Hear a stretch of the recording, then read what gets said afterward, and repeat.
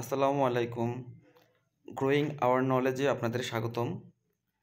মূলত জীবনে চলার পথে আ যে ধরনের অভিজ্ঞতাগুলো অর্জন করা হয়, প্রত্যেকটা মানুষেরই অভিজ্ঞতা একেকজনের একেক রকমের হয়ে থাকে।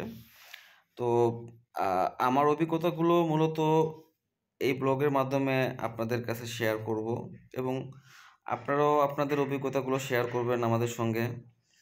যেন আপনাদের অভিজ্ঞতার উপর ভিত্তি করেও আ আমার অভিজ্ঞতাগুলো জাস্ট ২ টা কম্পেয়ার করে যেটা ভালো মনে হয় সেটা যেন আমরা বেছে নিতে পারি কিংবা চয়েস করতে পারি। তো আমি আ টয়োটার এক্সিও একটি গাড়ি আহ আ বিগত ৪ বছর যাবৎ ইউজ করতেছি। তো এই গাড়িটার আ ইউজের পর আমার কিছু অভিজ্ঞতা অর্জন হয়েছে, যেগুলো আমি মূলত আপনাদের মাঝখানে শেয়ার করব। তো আজকে মূলত আমি এই গাড়ির আ একটা সিক্রেট সাইড আপনার সঙ্গে শেয়ার করতে যাচ্ছি। সেটা হলো যদি আ আপনাদের এই গাড়ির মিটারে কোনো প্রবলেম থাকে, তাহলে আপনার গাড়িটা ইঞ্জিন থেকে ব্যাটারিতে কখন কনভার্ট হচ্ছে, ব্যাটারি থেকে কখন গাড়িটা চলতেছে, এই ভিউগুলো আপনি দেখতে পারবেন না। যদি আপনার গাড়িতে অরিজিনাল সেট লাগানো থাকে, আ এক্সিও, হাইব্রিড এবং অ্যাকোয়ার ক্ষেত্রে যে সেটটি হলো আ NSZT W62G।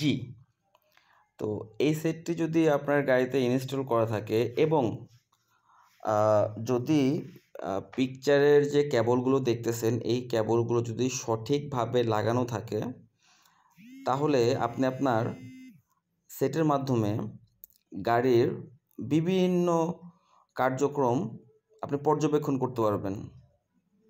যেমন আ গাড়ির ইঞ্জিন থেকে ব্যাটারি, ব্যাটারি থেকে ইঞ্জিন কিংবা ব্যাটারি থেকে গাড়ির রান করা, এগুলো কিন্তু আপনি এই সেটের মাধ্যমেই দেখতে পারবেন।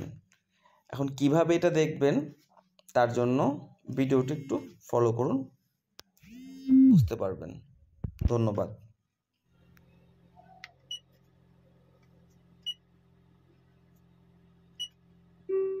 携帯電話が接続できませんでした。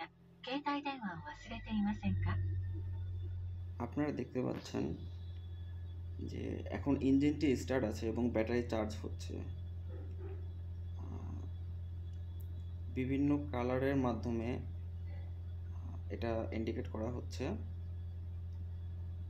এবং যখন ইঞ্জিন অফ হয়ে যাবে, ইভি মোডে চলে যাবে, তখন অটোমেটিকলি দেখবেন যে ব্যাটারি থেকে চাকাগুলো ঘুরতেছে কিংবা গাড়ি রান হচ্ছে।